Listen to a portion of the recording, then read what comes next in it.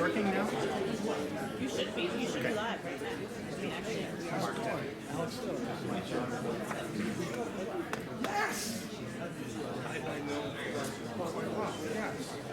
Because as the New England rep, I also get the other side asking how bad he's doing. So yes, I keep up on it. Good.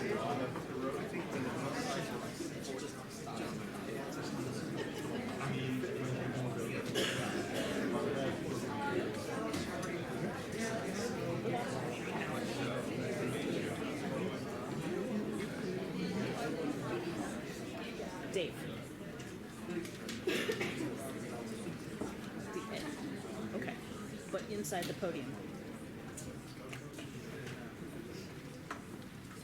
Good evening, everyone.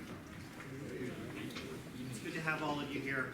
Tonight is an important night. It's a great opportunity for us to develop some connections, and it's also especially helpful, I think, too, for the parents that are here to get a sense of some of the other parents that are out there, because you're all going to go through a common experience, and sometimes nice to have some camaraderie and some support as we're all going through this important time in our students' lives.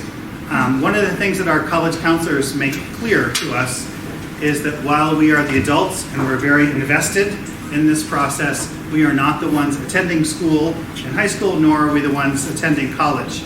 So our students are going to drive this process. And we're fortunate to have 3 full-time college counselors at Perkiomen. Aaron, who's in the back row there, and Davidson, Keegan Nash, who I'm about to hand this off to, and Dave Antonowitz, who heads the program. And we're delighted to have some guests with us tonight, so I'm going to hand this over to Mr. Dave Antonowitz. Thank you.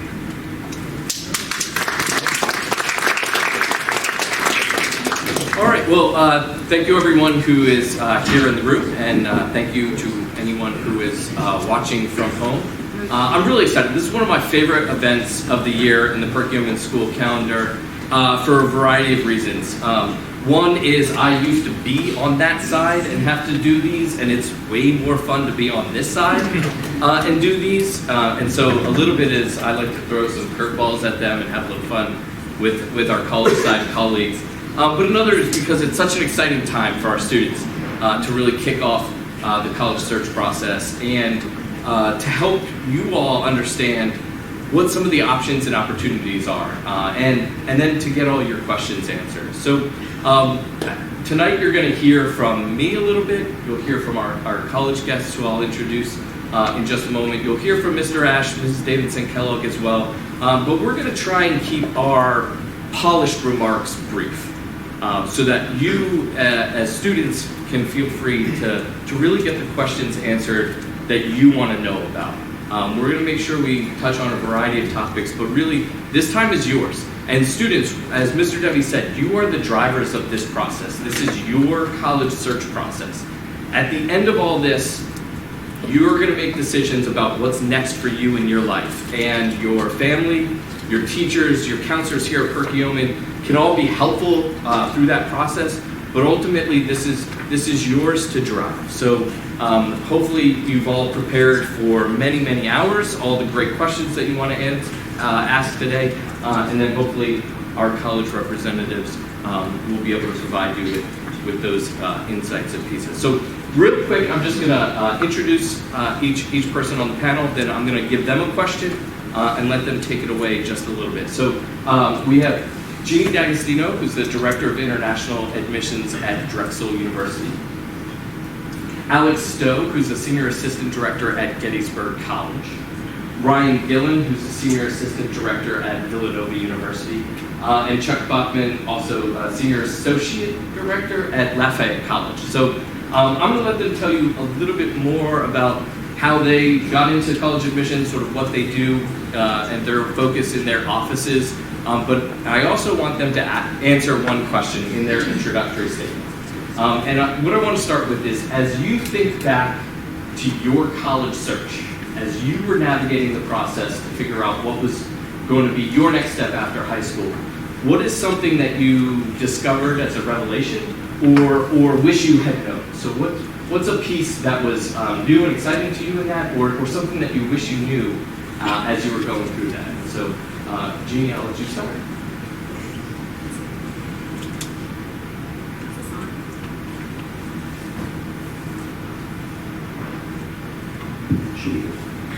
Perfect. Okay. So again, my name is Jeannie D'Agostino. I'm a Director of International Admissions at Drexel University. So kind of how I got to this particular field and working in higher education.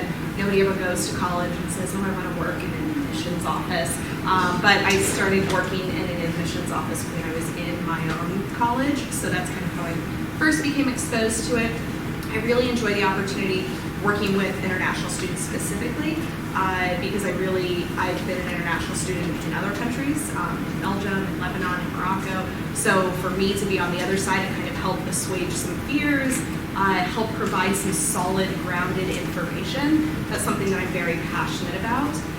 And this was a question you posed to us earlier as well, so I've been kind of ruminating on it, thinking a little bit more, what is it that I wish I had known when I was going through this process? And I think it's just kind of summed up with one word, which is breathe. Just take a deep breath. You will all end up somewhere. Maybe it's not exactly where you thought you were going to end up, but you will end up somewhere. And I think that that's really kind of that important thing to remember at the end of the day is there are so many different deadlines. You can start Excel spreadsheets, tracking where you're applying, all of that. You can be as organized as you need to be, or as disorganized as I'm sure your counselors don't want you to be. But you really, at the end of the day, to have a successful college process, one that I think you're going to be able to grow within, not just kind of survive through, is you really need to take those deep breaths and take kind of a beat every once in a while and just say it's okay to be stressed out about it, but also kind of take it down a notch. So, hello, my name is Alex Stowe. I'm the Senior Assistant Director at Gettysburg College. Similar, when I was a student, I was an ambassador at my alma mater, and then I ended up firefighting after college because I thought people who wore ties were schmucks, and look at me now. And so it kind of ended, I needed to look for something different, so I decided to give admissions a try.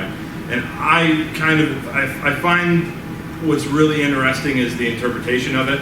I'm a history major, is why I studied history and archaeology in college. And so taking what looks like a very daunting subject and what's really going on and helping people see sometimes the forest through the trees, that's been a really great part of what I've done. My advice, or my wisdom, I guess, is to step back and think broad. In my skinnier, better-looking days, I was being recruited by Division I schools to row, and I literally, the college I now work at, I remember visiting as a student and looking at my parents and saying, yeah, I like history, but why would I go at Gettysburg? They don't have a crew team. And just that was, I'm very single-minded. So I think the ability to step back and say, but is this going to be something I want to do? How long is this? It was just like, I have this opportunity, why wouldn't I take advantage of it? So I think stepping back and making sure you are looking at different options and what's out there and what do you really want to be doing, almost an exploration of who you want to be, not just where do you want to be going to college. Good evening. My name is Ryan Gillen. I'm the Senior Assistant Director of Admission at Villanova University. It's a pleasure to be here tonight. The reason that I fell into college admission, again, not something that we major in for sure, but I worked in student government and other areas of student life. I was pretty involved during my days at Temple University, and actually that's what I wanted to do. I wanted to work in student life. Did some things with admission as SGA president at Temple, and so I had an idea of what they did, but when I applied to most of the jobs, most of the jobs that I applied for when I got out of Temple were in student life, and 2 of them were in admission. So here I am in admission, and it was not something that I wanted. I thought it would hold me over for a couple of years while I dug a little bit more into the workforce, but it's something that I actually developed a passion for over the years, and involvement in our state association and our national association through admission. So it's just something that I really naturally developed a passion for, and helping to provide access and success for students who went through the same thing that I did. In terms of what I wish I knew, or what I wish I would have thought about when I was going through the process, I wish that I would have worried more about the things that I could control and worried less about the things that I couldn't control. And that's probably for more than just college admission and this process that you're beginning to endure. That's probably a good way to look at life too. I think if I would have just focused on some things where I had a little bit more say in what was going on, it would have led me down a better path in some circumstances. Not that I regret the path that I went down by any means. It was a wonderful learning experience, but I think focusing on those things where we can control them, that allows you to say at the end of the day, I put my best foot forward, I controlled what I could, and here's the outcome. And it really is about the journey, not the destination. So if I had that perspective when I was a student going into college, I think some things would have been different, but I'm glad in a way that they weren't, because I learned a lot from seeing the other side. Good evening, everybody. Chuck Bachman from Lafayette College, and I think I'm representing the old, seasoned, grizzled veteran up here. I've been doing this for about 35 years or so, and so I've seen a lot of students I've recruited bring their students to come and meet with me. So I got quite a few years to reflect on this, and I do have one piece or thing I wish, not necessarily what I wish I knew then that I know now, but I do have one piece of advice that I want to leave for the students. But in order to keep you interested in here, I'm going to save that to the end, but I think it's pretty important. Myself, I was a first-generation college student kid, so I was pretty blind going into this. I visited a total of 3 schools, applied to 2. The first school I visited, went in for an interview. The dean of admission referred to me as Joe. I corrected him. He referred to me as Joe a second time. Corrected him again. He called me Joe a third time.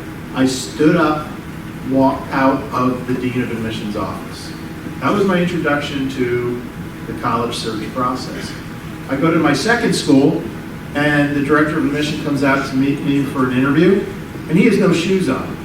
And I'm thinking, okay, I got one clown, now I got another here. What's this college thing all about? But I really connected with that second admission dean, director, and ended up spending 4 years there. Unlike many college admission officers, I was never a tour guide. I was not an intern, none of that.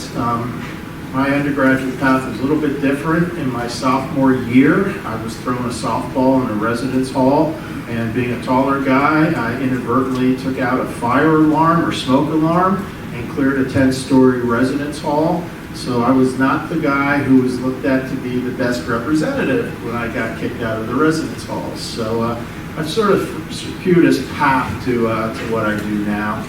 But I think the most important thing is back when I was in high school, my whole plan, my college search, is I want to be a doctor and I want to be a basketball player. Well, I hurt myself freshman year and did not play college basketball. And I guess you know the answer to the second part of that as well. I'm not a doctor. So we're gonna bring, I'm gonna pop in and out of the camera, so if you're watching at home, don't worry, I'm still here. Mr. Ash is gonna come up and share. I'm gonna share throughout the night. If you have those questions, we'll get to those in just a moment. But right now I want to bring up Mr. Ash, who's one of our assistant directors in college counseling, who has some words of wisdom and some advice to share with our families. So when I was asked to speak, I really thought about what would I have wanted to hear, right? Maybe not necessarily have known when I was your age, but kind of what would have really helped if I had heard. And so really I want to talk about you and talk about your mindset through this amazing process. Sometimes we like to say it's the most fun you'll never want to have again. I want to talk to you about how you can take little actions that make a huge impact in your search, and in that search to find the right fit college for you. Little actions and little decisions can help support your mentality through this process. This is an exciting and fun process. Yes, this process may seem scary. It may feel like you don't know where to start. That's okay. You may feel scared that you'll never find the one college that you'll love more than any other. That's okay. This is not always about finding the one and only college for you. It's about finding a college that fits with you. Honestly, there are more than one that would be a great option for many of you. Some of your classmates may know exactly where they want to go. You may not. That's okay. Some of your classmates may know exactly what they want to study. You may not. That is okay. Not having concrete answers at this point is natural. Unlike many of you, I knew exactly what I wanted to be as a junior. Like Mr. Bachman, it was an orthopedic surgeon. Only later did I find out I really didn't want to do that. You may not know if you want to go to a big school or a small school. That's okay. You may not know if you're considering test optional, early decision, early action. That's okay. It's okay to change your mind. It's okay to be uncertain. You will hear some of your classmates talk about their acceptances and speaking about their clear paths. That's okay. They are excited. That does not mean you are behind or doing something wrong. If you're on track and taking those small steps, you can enjoy this process. If you put off taking action, it can pile up, leaving some to feel a little stressed. Taking those small actions now will, with the support of your amazing counselor, this allows you to talk to your parents through this process and have a ton of fun in those conversations. Here's the main point I wish I could convey with you. Focus on one question. What do I need to do next? If you know the answer to this question, you'll never stop moving forward. There are a lot that goes into the college search and application process, but you cannot tackle them all at once. I will never forget being a high school senior, completely overwhelmed and crying in my headmaster's wife's office, exclaiming, "I'm lost and I don't know what to do." There was just too much. I didn't know what to do next. And that's all she asked me. She looked at me and calmly asked, "What do you need to do next?" Take care of what's next, and only what is next in the process. Tonight, what do you need to do next? The answer is sit up. Be present, engage. Take at least 3 things you learned from tonight's presentation with you. These amazing individuals donated their time on stage and are here for you. They are experts in college admissions. Take advantage of this opportunity. Tomorrow you'll be able to wake up and ask, what do I need to do next? I will answer that one for you as well. Schedule an appointment with your college counselor. And go get to know them. We're pretty awesome. Lastly, enjoy. Enjoy tonight's presentation. Enjoy this process and continue enjoying completing what you need to do next. Thanks.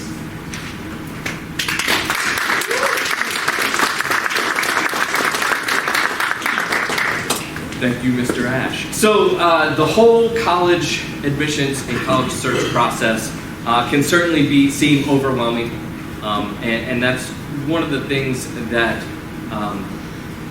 all of you as students are going to go through together is this cloud over your head. Now, do you want to focus on what you can do next and make it a happy cloud, or are you going to allow it to get the best of you? I'm confident that all of you will be able to find your way through this process and discover things about yourself that you didn't think you knew, or that are going to be surprising or revelatory, or you may discover things that at this point you just know you want to avoid. All of those steps are going to be impactful and meaningful in your journey as you complete your career here at Perkiomen. One of the things that I think I've encountered the most is there's just so much information out there about colleges. There's so many different depictions in books, in movies, in national media, in all different things. And so one of the things I would like our panelists to tackle is, what is one myth that you think students need to understand is just completely fabricated? It's not something that they need to focus on, particularly when it comes to college admissions.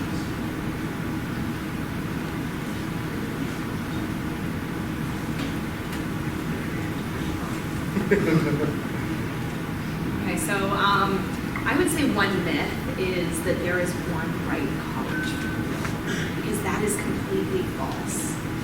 You will fit in a lot of different places. There might be some places that are a better fit for you, but you will find a place that is a good fit for you.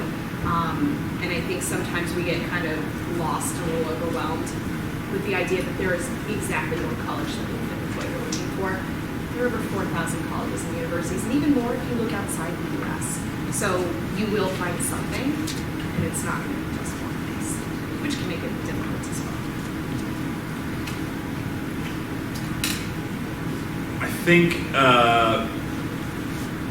in terms of demonstrated interest, it's important that you are showing, going, visiting places, but I think there's a conception that I've gotten asked a lot about this year. It feels like we're not counting every time you click open an email. If you are interested in the place, if you're engaged with the place, we're going to see that. And I also think part of that myth is that the number of times you click an email, the number of emails you send, that directly impacts whether or not you're being admitted, or that it's directly impacting your decision.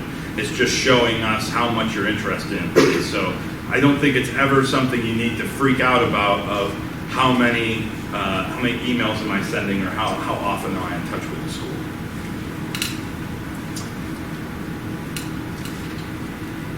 I also don't think that you have to visit right away either. There are a multitude of ways to do research on the institutions that you're interested in.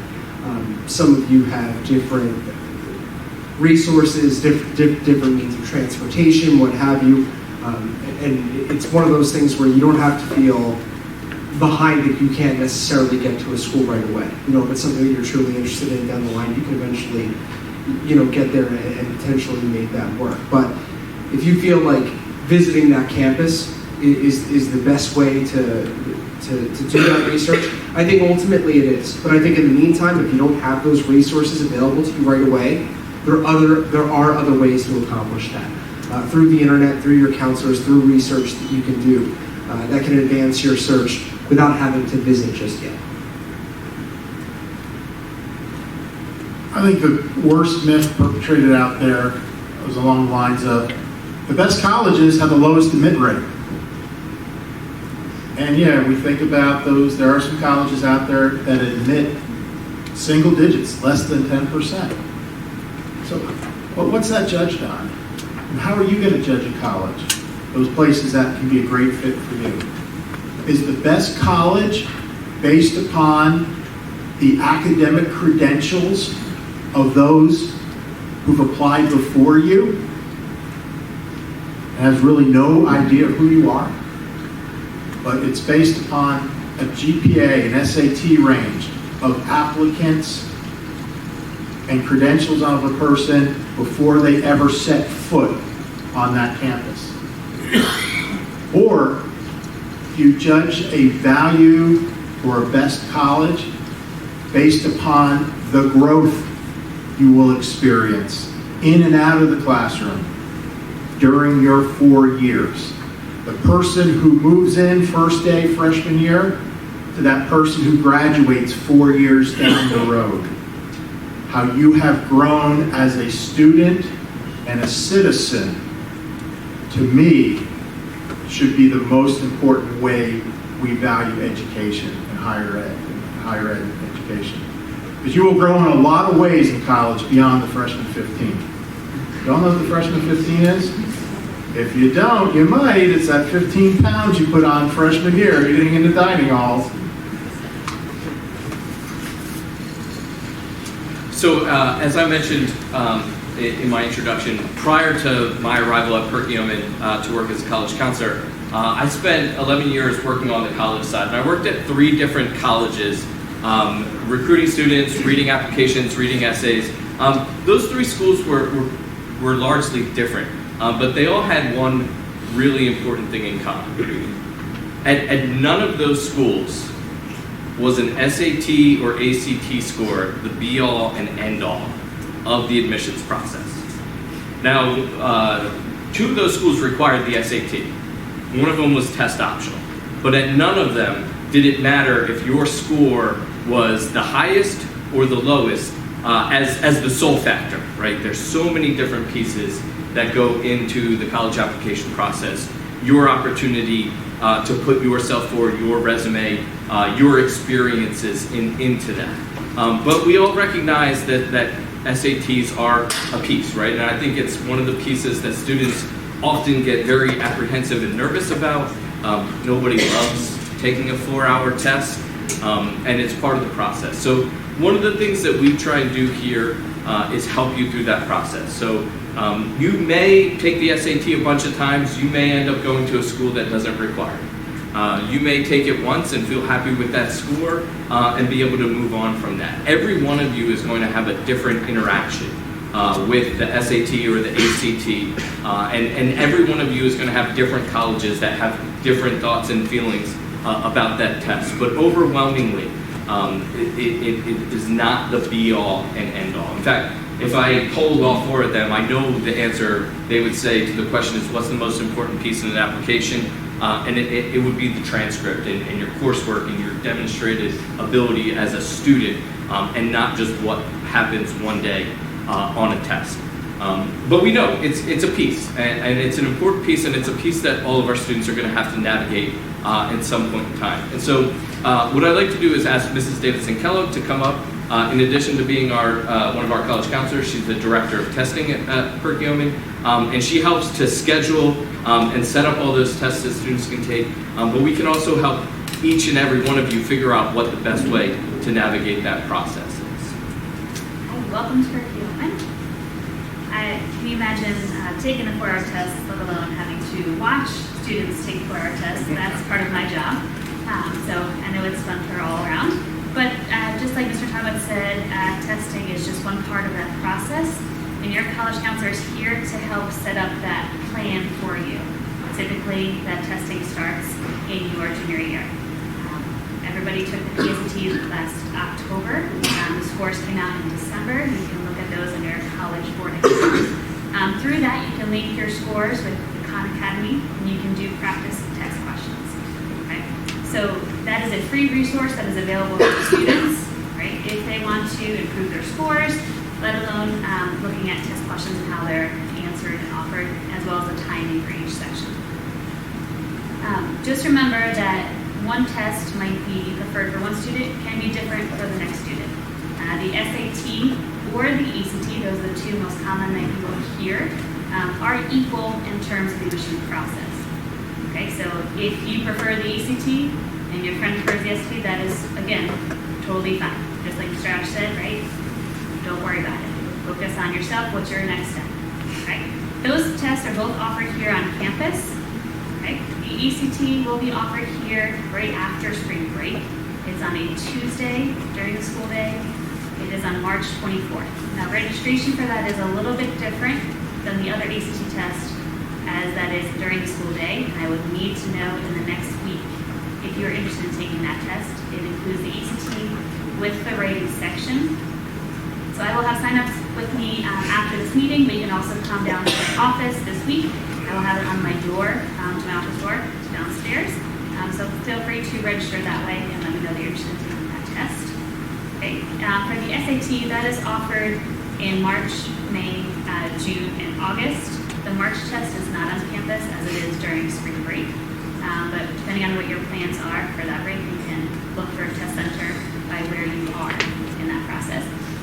The ACT is also offered off campus. The test date for February has already passed to register for that, but it is also available in April, June, and July. That's just up until the end of the school year, and both of those will be offered in the fall. If you are preferring the ECT, there's also a free resource with the ECT Academy. You can search that on their website. Again, having free access to both test plans that way. You can put in, I want to take the test in April, and they will map out what you can do each night to study for, 20 minutes here, 20 minutes there, take a practice test on this Saturday to help you plan for that. If English is your second language, then a TOEFL test may be required. You might also hear that from Jeannie later on in this presentation. You can ask her questions about other variants of that, but the TOEFL is offered on campus and highly recommended that you take that as soon as possible. If standardized test is not your best way to show your talents, right? There are, like we said, test optional schools that do not require those, right? There might be different requirements. They might need a copy of an essay that you wrote in history or English class. They might prefer an interview or a Skype option. But most of the time that is just not offered. They will just evaluate your application on what you do submit in that process.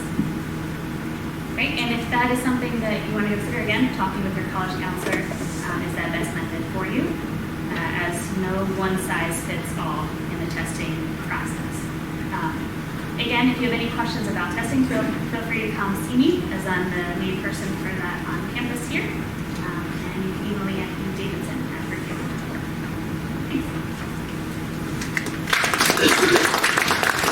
Can I just ask a quick question? Can I see a show of hands from any of the students who aren't big fans of standardized testing?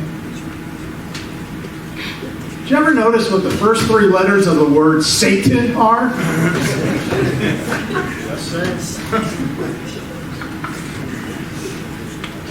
So, yeah, the testing is one piece, and it illustrates a good point.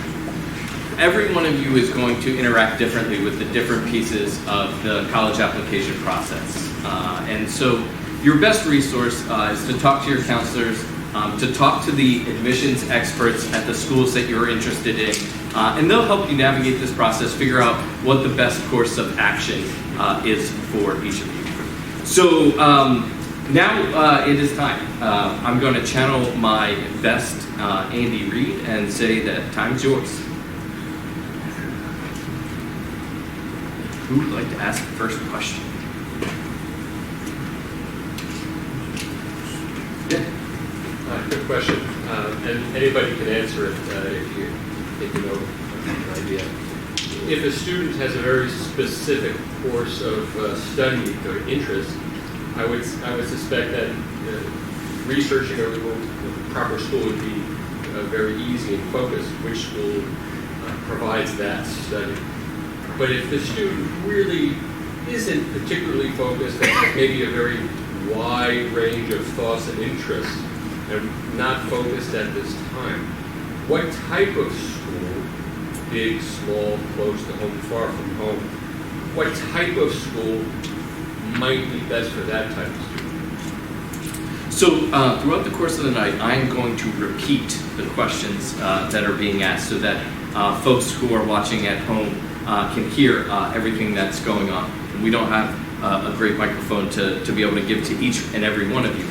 So the question really is, how do I start to research colleges if I don't exactly know what I want to do in college? So sometimes it's about understanding the resources that certain colleges have to help students who are a little bit more undecided. And some students might point you to a first-year seminar, or some schools might point you towards a first-year seminar class that they offer. They might point you to the Career Center in general. There are a number of ways to kind of tackle that. But also, I always say there are three ways that a student really finds their fit. at a college or university. I think that's academic fit, social fit, and financial fit. And so financial obviously comes much later, especially the students don't have as much control over that in most cases, but it's not just about tackling academically, but tackling socially, and sometimes finding a place where you're going to feel comfortable, so no matter what you ultimately choose, you can thrive in. But I do think a multitude of colleges offer those resources for students who are undecided, especially understanding this generation and how undecided they truly are. So that happens so frequently. We have students who apply to certain schools right in the middle of the year, they gain admittance into Villanova, and then they email us, sometime around now and say, I think I want to switch my major, and they might do it again before May. And so these are fluid conversations that we have all the time. And maybe the biggest thing to take away from this, if anybody's feeling that way, you feel undecided, it is not unique by any stretch of the imagination. And that is a good thing. That is to say that a lot of colleges are equipped to kind of handle that population of students, because that population of students continues to grow.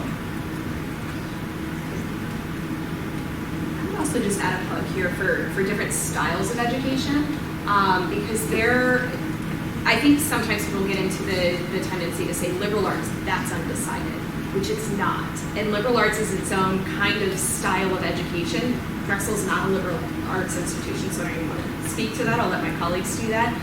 But we're a very experiential, hands-on kind of curriculum. So for us, our students are actually starting in their major from day one. If they're an electrical engineering major, they're coming in taking courses to actually prepare them for that.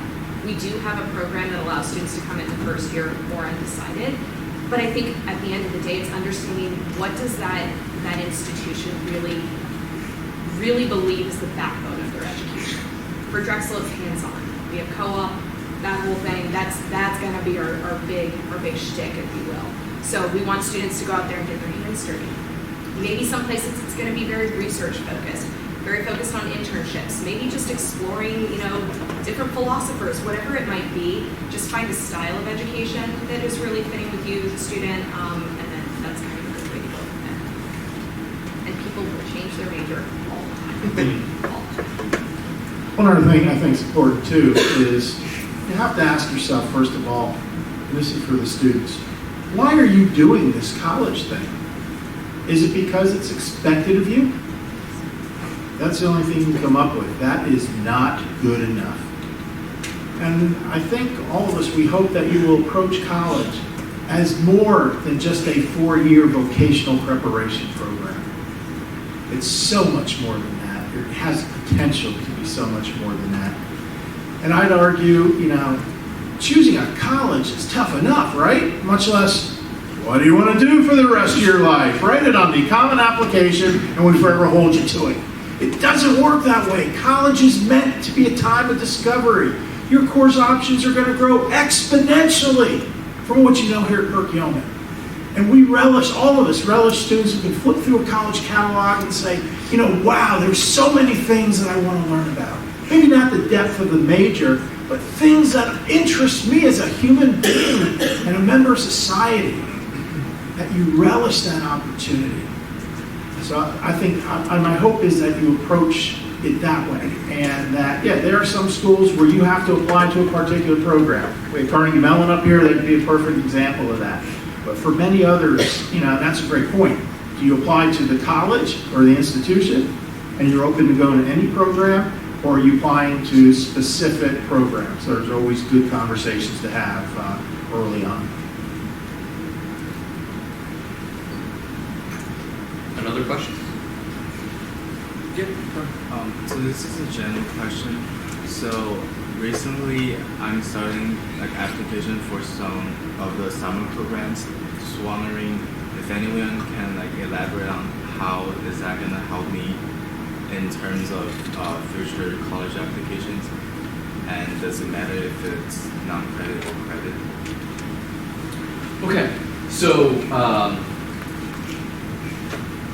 while at Perkiomen, our students are getting lots of opportunities to be involved in extracurricular activities, to study different subjects and things in their classroom, as well as the things that they need to graduate. But this summer, they're all going to go somewhere and do something. Can you talk about if there are things that are better for students to do, or if it's more important that they focus on exploring their interests or passions, whether that's in an academic setting or not. So I think the first thing to think about when you're looking at these programs are what are you going to get out of it? You know, sure, if you're going to one of these programs at an institution of higher learning that may give you college credit, that may be something that helps you and gives you another piece that, you know, for admissions, it looks okay, look, this student, they're going and getting engaged, it's great. But what is it doing for you? It may be something that experiences the I don't want to be a doctor moment. It's the, okay, I've tested this out before I've gone to college. At the same time, we're going to see students that their summer engagement is a summer job.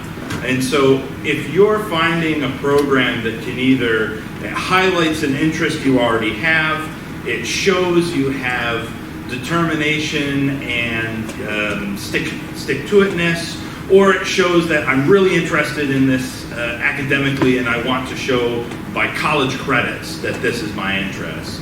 You first need to say, what is it most important to me to get out of it? Because for all of us, it's most important if it's a reflection of who you are as we're reading through your application.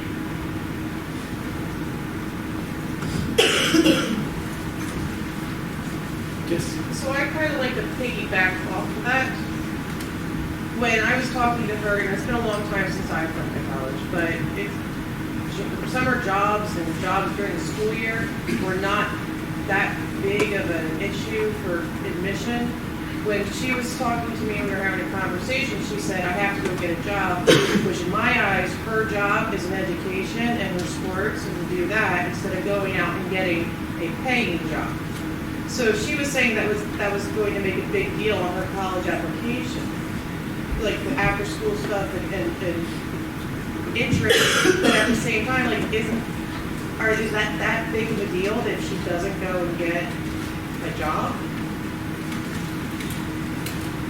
So let me ask this question to the panel. When you're reviewing an application, which is more important, which is better? Varsity sport or say like theater, right? Production and play, or a part-time job? I think it's all relative. I know that sounds like a cop-out, but I'm somebody who had to work at Wawa 16 hours a week when I was in high school so I could afford certain aspects of college, books, etc. We know when we read applications is we get to know the student not just through transcript and SAT or ACT, but also letters of recommendation, essays, additional information that they might provide on the common application, financial circumstances even. Everybody's story is different. Everybody's ability to get involved is different. Everybody's will to get involved in certain ways is different. You know, we have 3 sport captains. We have students who work 25 hours a week at Wawa, at a convenience store, at anywhere. Maybe in a gym or something. So involvement comes in many forms, and we know that no set of circumstances is truly similar or truly all the same. So I really do think it's all relative. I don't think there's this magic formula. We get asked this all the time. What is the perfect number of things to be involved in, the perfect amount of leadership? There really is no magic formula to that. If you're overthinking it in a case like that, it sounds like there was a little bit of overthinking there. Then so be it. But I don't think it hurts you to get a part-time job. I don't think it hurts you to do the play or to get involved in a sport if that's what you're passionate about. But I do think doing the things that you are passionate about certainly can help you along. And sometimes there's things that you have to do. And we know that. We respect that too. I would also say that's it's fascinating that you asked that question because I've never heard it asked in that order. I've always been asked, how will it impact my application negatively? Because there's always, that assumption. If I can't do a sport or if I can't do a play or I can't do this because I have, significant family responsibilities. I have to take care of an elderly relative, a younger relative, a sick relative. I have to work, something like that. And there's this concern that, it's going to reflect poorly. But I think at the end of the day, and building off of what you said, is it's really going to be in the context of where you're coming from. And so if you're doing it for a reason, and we're reading that application and we're seeing common threads and ties that all bring it together, excuse me, I'm getting over a cold, then that right there is going to mean a lot to the admissions committee, because we're going to review that and say, this all clicks, it makes sense. But if it's just doing it to do it and to check a box, it's probably not going to be as impactful. So I think going back at the end of the day to why am I doing it is a really good kind of litmus test to kickstart that conversation. As a student, another quick question. Anybody spend time as a babysitter? Any babysitters in the room? Did you put that on your college application? Yes, no? Most people will say no. So let me get this straight. Somebody trusts with you their most valuable possession in the world. Think that tells colleges anything about your character?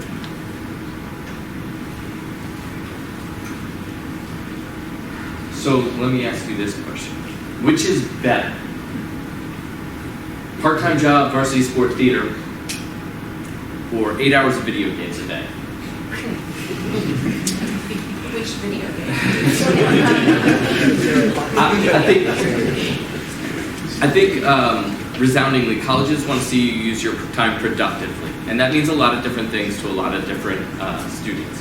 So tonight, I think something that's going to come up in these answers and the questions is it depends, right? It depends on what you're pursuing. It depends on what your circumstances are.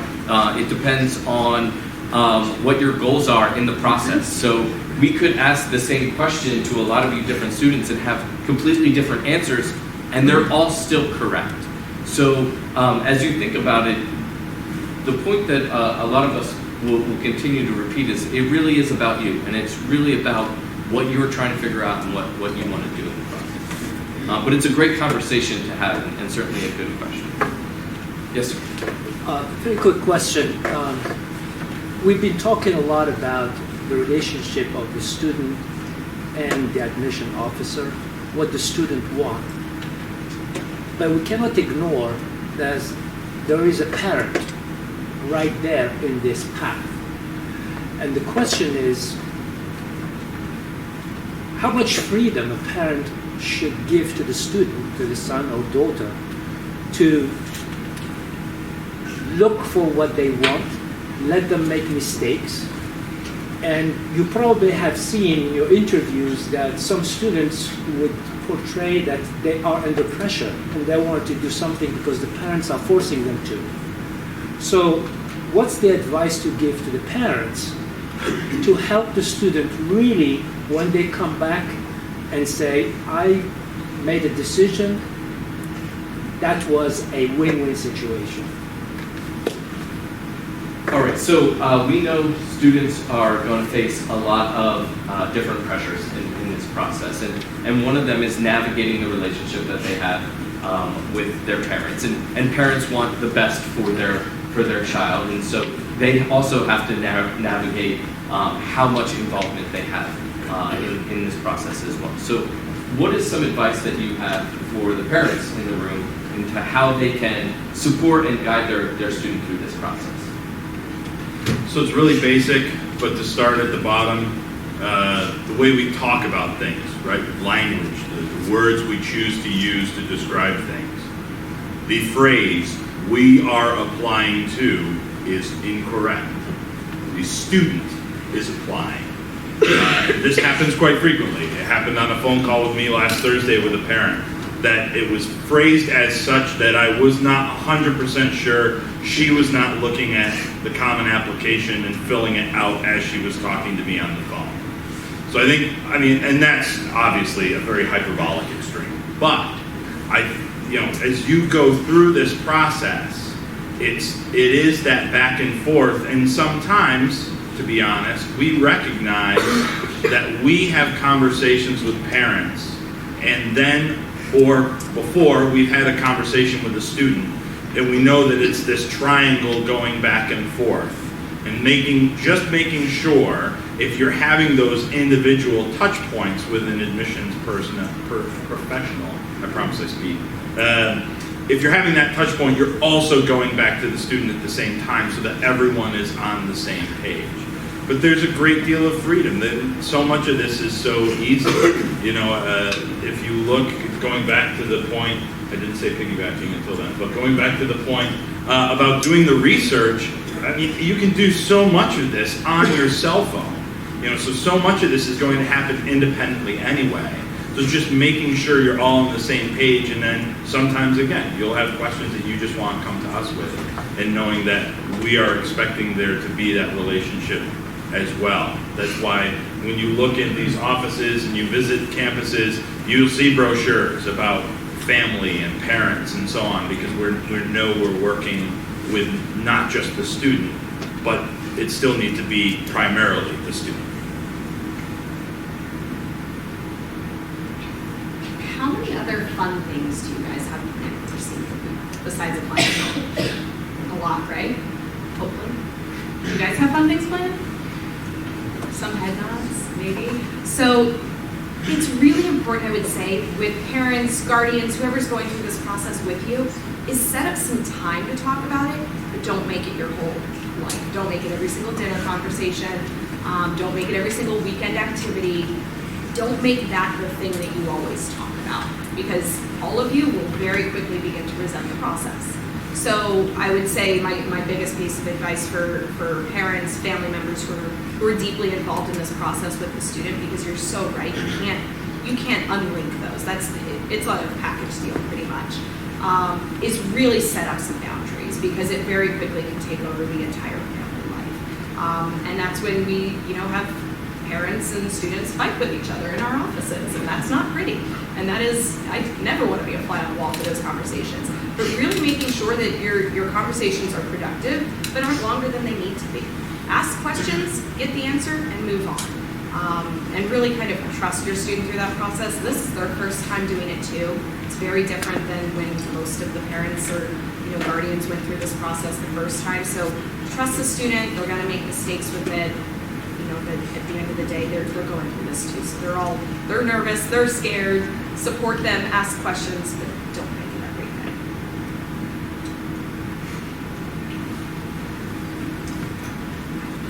Yeah, and students, you can help yourself out a lot by working through the process and sharing updates with your parents or with your family members who are talking about it. The more you give them, the more they will actually back off a little bit. If you give them nothing, they start to get anxious and a little bit worried, and they're going to come and ask you. So the more you can share with them on what you're thinking and what you're doing, the more they know how to guide you and support you through the process. So it definitely goes both ways. But certainly, like Jeannie said, establishing a set time, whether that's during the weekly or whatever works best for you all, that this is our college counseling talking about college process time, so that it doesn't just bleed through every conversation that you have throughout the week. Yeah, in the back there. So, I'd be interested to hear from the perspective of colleges and universities that we all seem to agree that this can be a very stressful, borderline overwhelming exercise. And I'm sitting next to my oldest son and two sons who just graduated and was in college, and I sort of sympathize with what you're describing. In the eyes of colleges and universities, what would you say you've done well to make it less stressful, and what have you done poorly to make it more stressful to the community that's represented, to aspiring seniors or juniors, rising juniors who are going to go through this process? What has the higher education community done well as it relates to the process and its stressfulness and lack thereof? So as you all think about how you engage with students and families in this process, and how students and families engage with you, we often talk about this. It can be an apprehensive process, right? It is in many ways a transition process. It's a culminating process for students in their high school career before they start the next chapter in their life. But what are some things that you or your offices do to help reduce some of the stress? And what are some things that you wish we could change in the whole admissions process to overwhelmingly reduce stress for students and families? I am on my university communication team at Villanova, and I will share with you one thing that I think that we did really well this year, and one thing that we just very recently, within the last week, did extremely poorly, okay?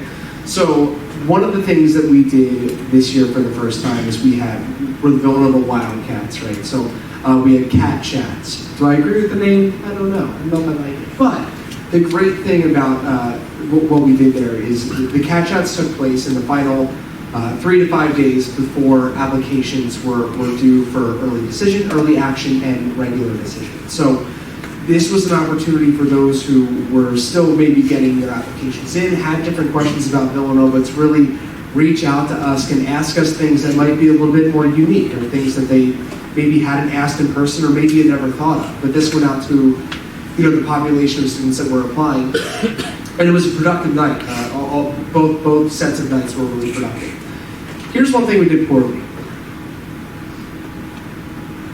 Our regular decision deadline was January the 15th, right? So that is just passed. And so sometimes a couple of things fall through the cracks, and we understand that happens, right? So if a student doesn't have everything in by January 15th, we don't automatically disqualify them from being considered, right? We reach out and say, hey, you know what, this thing's missing, this thing's missing. So in our software, we require mid-year grades from everybody who applies. It's on a checklist. And so we send an email out that essentially says, Ryan, your Villanova University application is incomplete. Well, this went out to everybody who needs to send in mid-year grades. In the middle of January, guess who that is? It's everybody. So everybody who has applied to the university, who's potentially been deferred, anybody who needs to send in mid-year grades got this email. And that subject line of the email said, Ryan, your Villanova University application is incomplete. I responded to over 200 emails, and that's not, he's saying 200. I'm not going to show you, but it's been over 200 emails in the last 7 days from counselors, from students, on some of the listservs for our professional associations. This has come up because we're not the only school doing it, but we realized that we caused a great deal of stress for students, for parents, and for counselors. And that is a huge no-no. That is the last thing that we want to do. We want to communicate as well as we can. And that's where the cat chats really came in to play there and allowed us to do that. And then we let this happen and said, well, we're never going to make that mistake again. So we're often conscious of everything that we do. We always want to make it easier and less stressful on the students and families. But even we mess up sometimes. I had a fascinating conversation with a colleague at a conference recently, not recently, it's last July. And this colleague is an admissions representative for Cambridge. So in the UK, very different university system. And we kind of got to talking, and he was like, you guys require so many things. You require letters of recommendation, an essay, a list of activities. And he's kind of going there like, what do I care what the kid's doing after school? And so for a while, I was like, you're so right. We are stressing people out. We are asking for too much stuff. We should just go the way of the UK system. The UK system also is pretty much just, you have the grades, you're in or you're not. And that's kind of it. So in the US, we built this system where for the most part, in most of the schools that I think many of you are looking at, we're using what's called this holistic review. So we're looking at more than just the grades. We're looking at this context surrounding the application. That's not possible with all those extra, data points and that information and the essay and all of that actually gives us a picture. So I go back and forth because on one hand, I feel like in terms of stressing kids out, absolutely, we ask for a lot of information and we all ask for it in a slightly different way. So that absolutely is one thing that I think we do that stresses students out. But the good thing is, I will say most of us, we all list it very accurately on our websites. So at the end of the day, knowing that there is that one source of information that students can go to and find that information is a really good thing. Some websites are certainly better than others. But I go back and forth between just like kind of throwing it all out the window and saying, well, let's just go to the UK system where it's, you know, you're in or you're not. But that really doesn't allow for the context and the nuances of what our students are looking for. So I get it, it's stressful. You know, I wish I was out there single-handedly, you know, reducing the stress levels of everyone, but I think at the end of the day, the thing that we all do is we're trying to information share. And we've, you know, created websites that are, you know, giving the best information possible. That said, there's a lot of disinformation out there, and it's, you know, it's tough to kind of weed through it, but knowing that these folks up here and these folks in the room over here are really going to be your main source. And here at Perkiomen, you guys have incredible resources, and just using those is really going to help alleviate that stress. That is a great question. Kudos for it. And I think, you know, there are no easy answers. And we are all, I think, all have a part to blame. Colleges, students, parents, we all can really assume some ownership in this craziness. And, but I truly think, you know, when you focus on, again, finding that place, you hear it over and over, and that right fit, the place that's the right place for you, and not that cachet, not the best sticker in the back of the car window, not the prettiest campus, but the place where you can have the best experience possible. And I hope you realize that you are in high school. It is called high school. It is not called pre-college. Be a high school student. For juniors, I was going to give you my piece of advice later. I'm going to give it to you now. The biggest mistake you can make in this process is come next year, it is the year that you are a college applicant. If that's the case, you failed. It is imperative that next year is the year you're a high school senior. Makes all the difference in the world. Taking your 12th grade classes, hanging out with your friends, doing your activities, laughing, enjoying being the big dogs with all those senior year privileges, and filling out college applications. This is important, sure. Life and death, not even close. And I hope you will always remember that this whole college search thing is not about colleges. It's about each and every one of you. You are the centerpiece in this. This is your search. It's not mom and dad's search. Take ownership of it. We look for you to take ownership. Also, too, this is not your friend's search. It is your search. You are you, they are they. You're not carbon copies of one another. Don't worry about your friends in this search. A place that could be a great fit for you could be an absolutely abysmal place for your best friend. So find those places that will be a great fit for reasons that only have to matter to you. So spend next year as a senior, not a college applicant. And trust me, you are all going to do just fine in this process. You don't know where yet, of course, so some uncertainty, but you will have 4 wonderful years. It will be the easiest holiday shopping you do freshman year. 10 minutes in the bookstore, and everybody in your family will get a hat, t-shirt, sweatshirt, coffee mug, over, easy peasy. But you're going to do just fine. And we love our jobs. And, but there's probably for all of us one part of our job we don't like. And that is sometimes we are limited in how many offers of admission we can extend. And I know for all of us, we find no satisfaction when we have to send a wait list or a denied letter. It's not fun sending them, it's not fun getting them. But chances are in this process, you're going to experience some of that. If you get a wait list or a denied letter, it's going to sting a little bit. Nothing any of us can say or the best words in that letter are going to keep it from stinging. It's going to sting. But trust me, the stinging doesn't last forever. You will dust yourself off and you will find other great places where you're meant to be.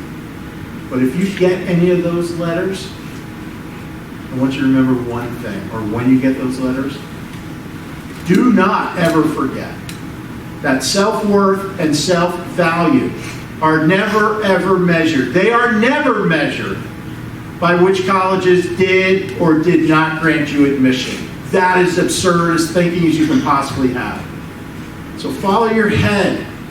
It's a cerebral decision. Follow your heart. It's an emotional one. Follow your gut. It's intuitive. And find those places that are a great fit for you for reasons that only have to matter to you. Then you will be successful wherever that institution happens to be. Because come senior year, there's only two things you got to worry about. You got to choose a college and get an outfit and a date for the prom. That's all it really comes down to at the end. Do you really want my opinion after that, or can we just let the bell ring? The only thing I have to add in kind of a niche that I think is near and dear to my heart because I remember the process that I went through. One of the things that I've been working on out of my own frustration, I know there's a consortium of institutions of higher learning as well as secondary schools talking about, we talk about all this character, we talk about all these other pieces we're looking for in students, and yet when it comes to student athletes, sometimes that goes to the wayside. And sometimes an early read does become what's your grades, what's your test score, what classes are you taking next year. Not are you the captain, not what have you done, some of that gets lost. And I think in that segment, it offers a lot of stress, and I remember that stress of like, what are your times? And that's kind of all they want from you. Can you fog a mirror? What are your times? It wasn't that bad, but I think that's one of the things that I'm proud that we're kind of starting to move in the other direction to say, if we're going to be holistic, we need to be holistic for everyone. It doesn't mean, it doesn't matter if, we're starting with the student athlete or student interested in conservatory music that we're doing some early recruitment on. It needs to be the same sort of process so there's equality there. So I think it's a good reminder that this is not a secret process that you have to figure out on your own. The colleges aren't testing you by how well you can navigate their admissions and application process. These are all real people sitting on the stage, real people work at all the colleges and universities. If you ask them questions, they will give you honest answers. It's not a riddle to go through the process. The College Counseling Office works with all of our college partners to understand what each school's process is because they are different. What Villanova is going to ask you to do is going to look different from what Lafayette is asking you to do. And each process might be a little bit different, but it's not a secret. They're not hiding it from you, and it's not a riddle or a test. One thing that I think can sometimes be a hang-up is this uncertainty. Well, I don't know the exact process. Just ask. There's lots of people who can help answer those questions. Sometimes we get inside of our heads, we start to overthink or overanalyze or guess what might be the proper way to navigate these things. The easiest and the best way to reduce some of that stress is find out the answers and ask the experts, which is often the individual colleges. They're not going to hide it from you. They're pretty nice people when it comes down to it. It's a great question. Other questions? Yeah. What advice would you give to the international students? Yeah. So, what advice do you have for international students? Sure. So that's a pretty big question. So, in terms of what specifically? Just in general, the application process? Yeah. So, I mean, at the end of the day, most of the application requirements for most universities are going to be the same for international as they are for domestic, so U.S. students. That said, there might be additional requirements that are put on there. For example, it might be a financial requirement. International students a lot of times have to show proof of ability for funding. And that's just a requirement that is kind of a trickle down all the way from the Department of Homeland Security. So that's one requirement. I won't even begin to address it because it's kind of to the side. But the other one is going to be test of English as a foreign language, TOEFL, IELTS, or Pearson's test of English. Duolingo is also another option that students are hearing a little bit more. So a test of English proficiency. If English is not your first or native language, most universities are going to require some form of proof of English proficiency. When they say proof, it's usually a test. But there could be other ways to fulfill it for a specific university. Maybe it's a letter from a counselor. Maybe it's a certain course grade in a specific course, an English class, for example. So you can certainly do that. I would also say it's going to be a lot of the same advice that I give students who are applying from the U.S. who are U.S. citizens, but it's using your resources wisely. There is a lot of misinformation, but specifically there's a lot of misinformation on an international scale. There are a lot of agents and consultants that will prey on students who don't know what they're doing yet, because rightly so, you're all learning this process for the first time. So if you ever get an agent or a consultant who is telling you that they can guarantee you anything, run the other direction. You already have amazing people here who can help guide you through the process. So it's really not worth adding another voice to the mix. One that is saying they can guarantee things is not going to be a valid voice to add to the mix. So I would say that is really my biggest thing. And it's hard to separate my advice for international applicants from US applicants because a lot of it's going to be the same, which is authenticity at the end of the day is my biggest piece of advice. If I'm reading your application, it needs to be authentic, and I really can't stress that enough. It is very, when we're reading an application, if things aren't making sense or it's very clear that a student is doing something just so that they look better on a college application, those things kind of stand out. You don't have to pad your extracurricular activities. Say what you are truly actively involved in. Things like that.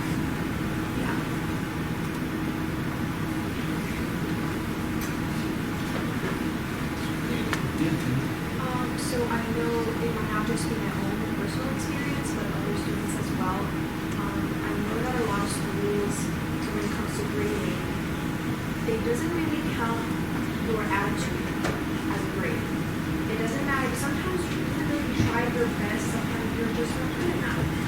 But your attitude does not display on the grade. And I want to know how does it impact from students? What can we do to make sure you guys can see it and not neglect it? So what are some ways that students can show who they are, their character, beyond what you see on a transcript?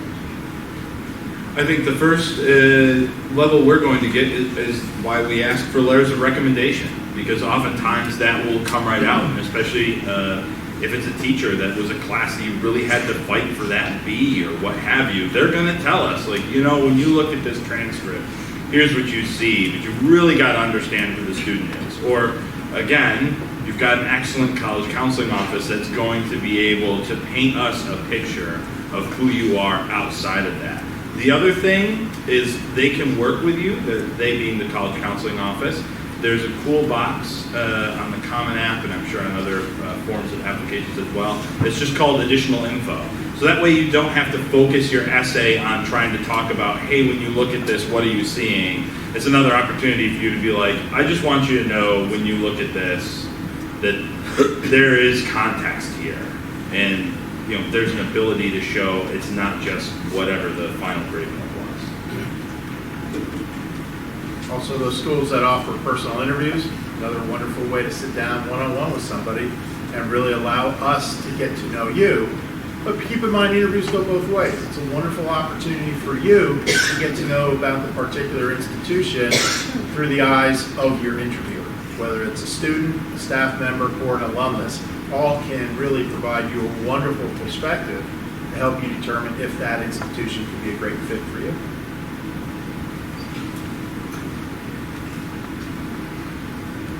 So, going along with what has been said about international applicants, I'm just wondering, is it considered more important to have a better GPA than standardized tests? Because I know in a lot of cases where especially for international students, they have like a better grades in school, but sometimes it can be quite a language barrier to, you know, like have like score really high on language tests, and sometimes it kind of conflicts when it comes to when we have to like manage our time. Like sometimes I have to take online classes for TOEFL tests, and it's just hard to balance that. So like what's your Yeah, so I think this is a good time to ask you to talk a little bit more about what holistic application is and how the different pieces of an application come into balance, or how you use them to create a comprehensive picture of an application. So thank you for that question. I think it's an important one. It is feeding exactly into that. You know, what is holistic review and what are those important parts? Specifically for international students and standardized testing. Some universities might not require an SAT or an ACT for international students because they recognize it's not always the best indicator of a student's future success. That said, we do require the SAT, but it's all, and I use that term interchangeably, it's all standardized testing. But I also, when I'm on the road internationally, I call it the silly American test, SAT. Because that's ultimately what it is. You know, so if you've got this test that is 4 hours and it is truly testing you on pretty much American education, with an American educational philosophy, the way it was created, it's not going to be a fair metric to hold yourself up against. If you've been in the U.S. educational system, from kindergarten all the way through, you immediately have a better chance at doing well at the SAT or the ACT because that's just the type of educational system you grew up around. So it's all considered in context. So that's kind of what I would say. I wouldn't say that the SAT is more important than grades for international students or even vice versa. I would say I'm looking at it, if it's an international student who is not going to school in the US and they're coming from, you know, any other country, I'm really going to be looking at their national grading system a little bit more than I would necessarily their SAT or ACT. Doesn't mean that's not important.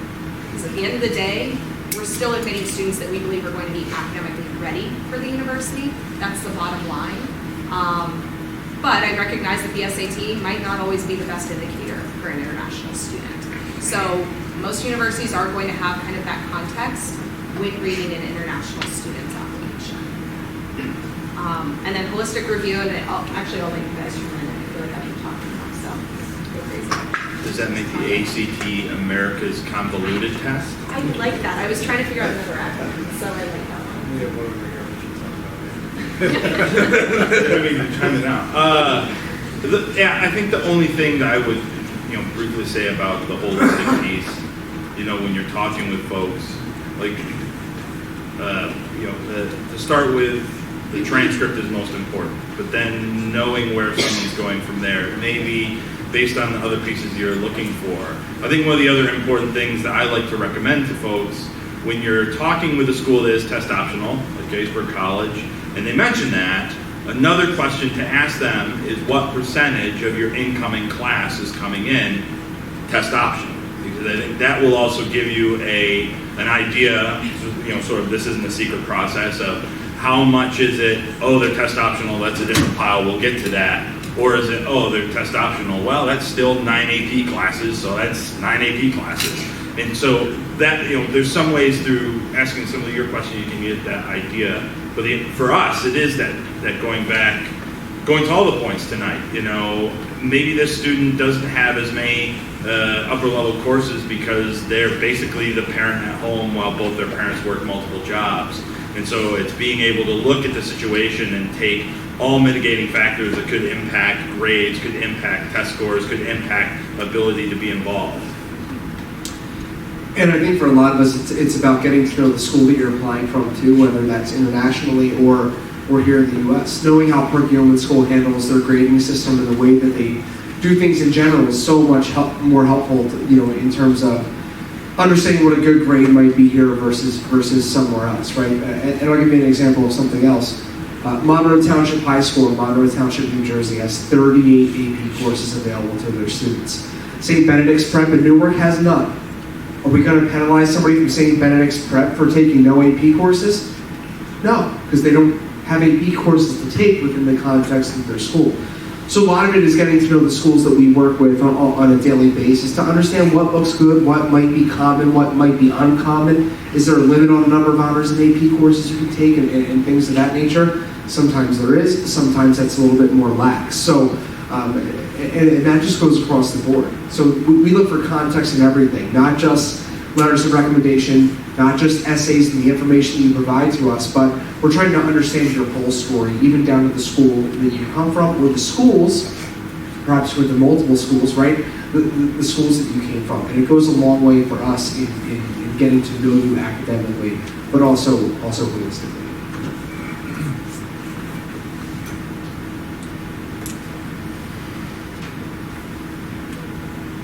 Yes. I hear a lot of comments about a holistic view of the student. The reality is the paper-based application process is long gone. Machine learning, predictive analytics are being used an awful lot. How does that play into decision making within the college process? A human is reading your application. So the question is, the college admissions process of 20, 30 years ago is vastly different than what it is today. And we know colleges are using data, they're using analytics, they're using artificial intelligence, they're using all different kinds of things to assist them with the process. But can you talk a little bit about how there's still a human element to the process, both on the college side and the student side? Yeah, so I completely understand your question. May I? What did you do? Well, the mic died, so I completely understand your question. Villanova loves using data. We have this program that we've been using for the past 4 years. It is so helpful in so many of the things that we do. And the wonderful thing about it is that with this data, we've created a reader form for our first read that allows us to read the way that we want to. So I understand that you're concerned about data and analytics and things like that. But what I do in November and December is I tag team with somebody and I read every single application. And when I'm driving for these applications, I'm looking at the standardized test scores and I'm looking at the transcript and everything while I'm having a fluid conversation with somebody who is focusing on these letters of recommendation and these essays and additional information. And we have a fluid conversation, and as the driver, it is my responsibility to get that information into the reader form so that a month later, when we go into committee, which I spent 37 hours in for one school, our school of business, right, this past January. We have fluid conversations about each and every student, not just what they do inside the classroom, but outside of the classroom as well, and what type of fit they would be inside the Villanova School of Business, right? And then we have a high school review process to go through each high school and make sure that we're reviewing within the context of the high school or respecting the process that they do. So it is wonderful that we can really, if we wanted to at the end of the day, just snap our fingers and say this GPA and this SAT works. But what we've done is we've used that technology to work for us. And so we still spend a great deal of time doing our first reads and doing our committee work and doing our high school review before we're even prepared to send out any type of decision. And that's just for our first round, right? So now we're redoing this process all over again with regular decisions. Pretty much my November through my March is this process. We dedicate a half a year to it. So that technology has allowed us to do that in a way that we never could imagine before and probably be more holistic than ever. Yeah, I think, I don't know if this works. I'm just gonna pretend I'm on the fire ground again and there's like 10 trucks running. Oh, it works. Okay, I think the other thing with this human aspect to it, not only the first read committee part of it, but what does a GPA mean? I think that's one of the dangers. Like when we advertise what our average GPA is, I've got plenty of schools in my territory that while our average GPA is a 3.85, you could have a 3.85 in a school that the top GPA is a 5.2. So you don't really have a 3.85. So there's some of that as much as you can go technology to ruin, because you're missing out on some of these pieces that goes back to what is this school? What else is going on in the student's life? You know, and it's the same thing. This is my second institution. I've worked for. I've worked for the institution that gets 40,000 applications and review. I never was involved in a committee process, but even then, while they may say, here's sort of the band we're looking at, but if you find something outside the band, it's still that person looking and saying, okay, this is the app and this is the situation, more than just, okay, this is, you don't have the GPA, let's move on.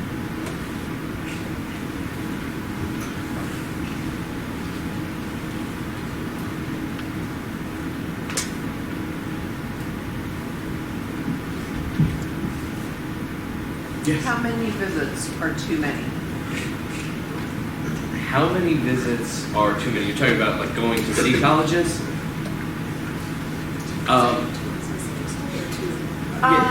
You mean overall, or? Well, I have a lot of students that work for me, and I've seen some only visit like 2 or 3 schools. They apply, they get into all, they pick which one they want to go. But then I've had others that have gone on like 15, 20 visits. To me, I felt like they were just trying to milk mom and dad for a little mini vacation. So, but like, where do you cross that line with your child with, am I going 3,500 miles to go visit a school, but they don't have the field that you're looking, but it still could be the right fit? Yeah, so the question is around visiting colleges and what is the right balance? And so what I'll ask the panelists to do is to talk about the importance of the visit and what it means to them and to their schools and advice that they may have for students and families on the visit. I'm going to take a stab at the question first though, because you shouldn't just visit campuses just to visit campuses, right? It's not a checklist. You definitely shouldn't take a week off of school to visit 10 colleges you have no intention of going to. You want to make sure that you are using your time effectively and efficiently. Now, that being said, if you are on a trip this summer and you happen to be in an area that has a bunch of colleges, go step on those campuses. Check it out. If you are already in that area and you have the opportunity to explore a little bit, do that. Even if you just walk around campus for 10 minutes or drive through their loop, you'll see things about the campus that may resonate with you. You may learn some things about that school as well. And I'm always going to encourage students and families to learn as much about as many colleges as they can. It's going to help you figure out what you like, what you don't like. It's going to give you more context that you can, and a different lens that you can apply to your college search. But it can't be detrimental to other parts of your life, particularly your academic life or your financial life. But that being said, could you just share some advice about the college visit or about what students should do to prepare for a college visit? Sure. So visiting colleges is definitely a great way to find out more about a community, because ultimately at the end of the day, you're applying to an educational institution. Students are applying to an educational institution that they're going to be active community members of. So just the same as you wouldn't just pick up and move to a new town, you likely probably aren't going to do the same with the college search process. No, this is not working. I think it's going in now. So I would say, just really making sure that you're getting a feel for that community. So while you're on campus, ultimately, if the school is not tracking demonstrated interest, which we are not, we're not checking off how many times you visited campus, how many times you called us, all of that. We're not tracking that. We can see that, sure, but we're not tracking it. That visit's for you. That is for you to get a feel for whether or not you enjoy being there. Our big thing is we're in the middle of Philadelphia. We're a city school. Students want to be surrounded by rolling, green pastures and bring their horse to school. Drexel's not going to be the place for them. We do have an equestrian team, but it's not going to be the place if you're looking for those rolling green pastures. So it's really understanding, okay, did I even know that I wanted that? Until I visited, 2 city schools and realized, man, I've lived in a city my whole life and I don't want to do that for college. Great, you've just had a successful college visit. So it's finding little things out every time. So I don't think there's a certain number of school visits that's going to be good or bad. However many you guys can swing is going to be great. Virtual visits are an amazing opportunity to get a feel for, you know, a campus, a community that's on the other side of the country, because you're not always just able to pick up and go to California, go to Oregon, wherever it is. So just kind of taking that time to figure out what you do want and what you don't want during that visit. And if it's getting out of control, find some kind of way that you guys can figure out if a college is worth visiting. Does it meet these 5 specific criteria that you've decided upon as a family that are really the most important? You know, it has a XYZ team or club, and it has this major, and it's in this geographic area, whatever it might be, but kind of narrowing it down that way. But while you're on campus, talk to students. I would also say the other thing that I see commonly is parents and students, or students and whoever they're with, are going on a campus tour together, and the student does not want mom to ask a question because it's so embarrassing that mom's asking a question. We don't remember you if you come back later on, and we're not going to look at you and go, oh, her mom asked that question. Like, no, just ask questions, figure out what you need. That campus visit, in order to really maximize your time, you're going to have to go out of your shell a little bit. And ask those random people that are sitting down in that coffee shop, hey, how do you like this school? What are your favorite things? What are your, you know, most frustrating things about going here? Those kind of experiences and situations are what's really going to make it a productive campus visit. This isn't even part of the question, but when you go on these tours and you go on these visits, maybe other than taking pictures, put your phone away. Just put your phone away for an hour and a half or 2 hours. You can probably figure out how much you probably already miss in life by looking at your phone too much. Don't do it when you're on a college campus, especially when you get on a plane to go to a college campus. But the one thing I would say is always quality over quantity. Visiting 20 schools doesn't make you better than anybody who visited 10 schools. And if you can't tell me why you want to go visit a school, you probably shouldn't go visit the school, right? So if you have your reasons, you have a good case, just like anything in life, then we can talk more about it. But if it's just a name recognition thing, do a little bit more research before you figure out it's a place that you want to visit. And we also keep in mind that there are certain factors that come into play in terms of ability to visit, resources. Your financial resources you need to have in order to visit some schools. And you also have to have circumstances. You know, do you have the opportunity, does the student and family have the opportunity to take time off from work and go and visit schools? Or am I in a boarding school situation where I can't just pick up and go? So we factor all of those things in. And Ryan just said a very, very crucial word here. As you think about whether it's, you know, large, medium, or smaller, whether it's urban, suburban, rural, whatever it may be, always be able, as you respond to what's important to you, be able to articulate why those characteristics are important to you. A lot of times I'll sit down, I'll interview a student, I'll say, well, I'm looking for a liberal arts college. Okay, what is it about a liberal arts college that's really a great fit for you, that intrigues you about this experience? And I get that deer in the headlights look, because they don't know the why. They think, okay, these are the responses I'm supposed to have, but you owe it to yourself to reflect on the why those things are important to you.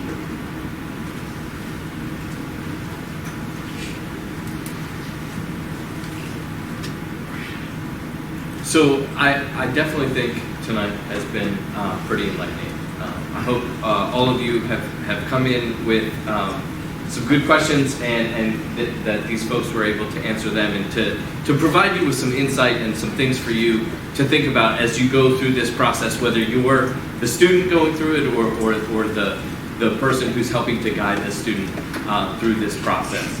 I do want to close the panel by asking our panelists if they have any final thoughts, last bits of advice, or anything that we haven't touched on already. So this is your chance to tie a bow on your remarks for this evening. I shared mine before. Be a senior, not a college applicant, and find the places that matter for you. This is all about you? I'll be brief, but I'll be a little bit philosophical. I am a strong believer that happiness is not on the other side of achievement. And so if it's just a matter of getting to the destination, I don't think that's a very, very fulfilling way to do things. But if you control the things that you can, like I mentioned in the beginning, and you really appreciate the journey that you're going through, you're going to be happy with where you wind up, not because it's just the destination, but because of how you got there and the time and the work that you put in. And I don't think that just applies to the college process. I think that very much applies to life. While you shouldn't seek us out at 8:30, and wear a watch, 8:38 on a Monday night usually, you should remember that we're all human beings that are here to talk and help you through this process and understand what's going on. And I know it's not wicked popular, but there's a lot of power in picking up a phone and giving a call and explaining what's going on. This process doesn't have to be so mystifying. It can absolutely be face-to-face and very personal. And then I would just say, be authentic in the process. That's really ultimately, at the end of the day, the best advice that I can give is you will find your best fit only if you're being authentic.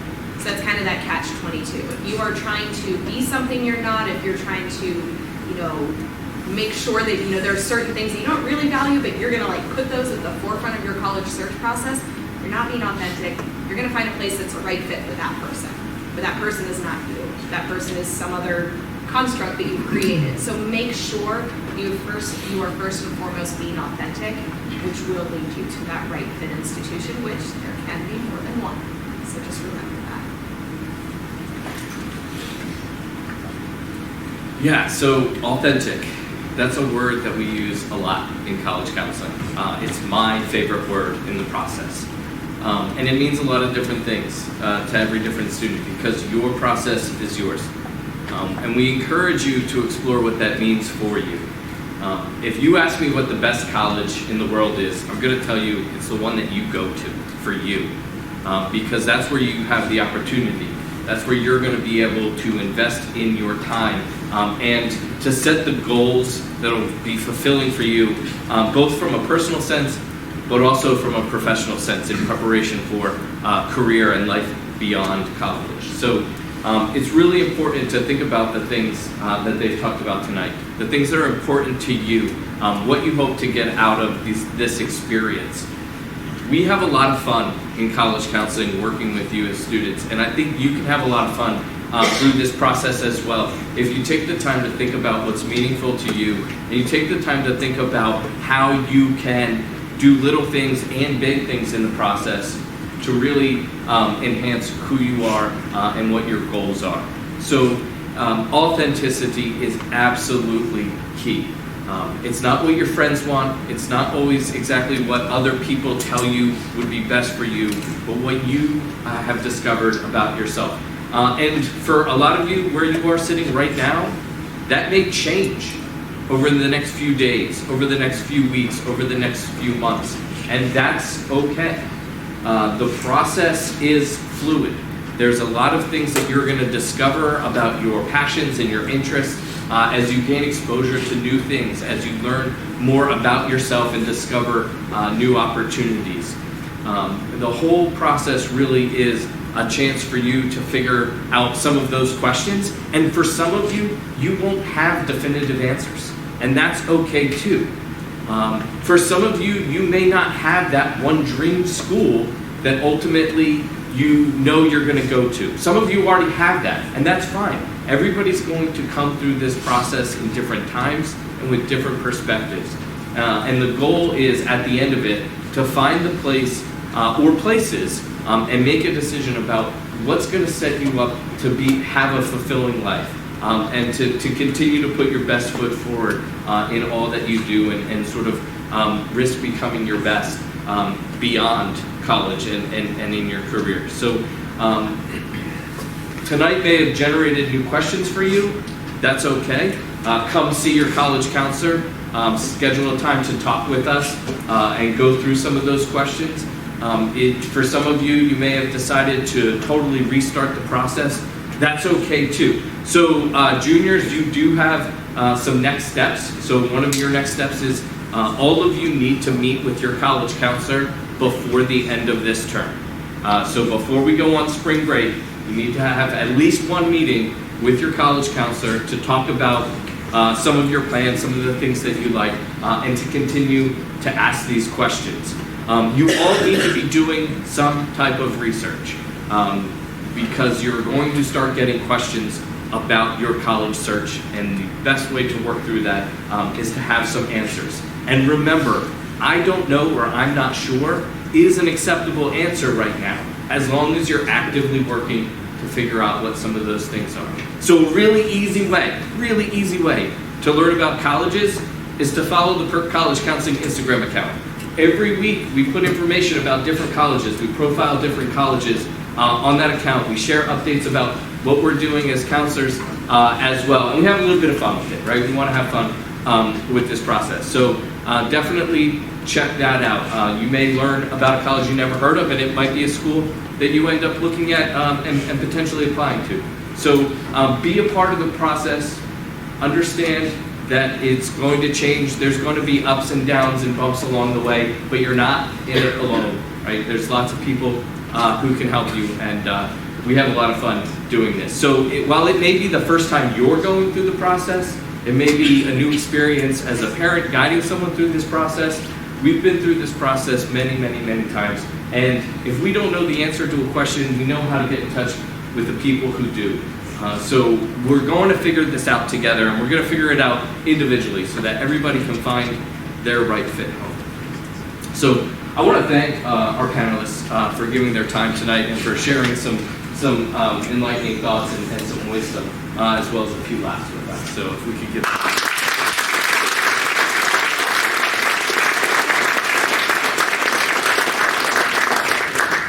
Students, when you came in, you were given a college counseling handbook. There's some cool information in there. There's some things that'll help you understand the process a little bit better. It is not a linear process, right? So some things may be more important today or less important tomorrow. It's going to change. There's going to be some ups and downs. So take a look at that. And certainly, if anything strikes you in there, talk to your college counselor. I'm sure our panelists would be more than happy to hang out for a little bit, so if you want to talk to them or ask questions, there are some refreshments and snacks in the conference room, so help yourself. But at this time, I will say faculty.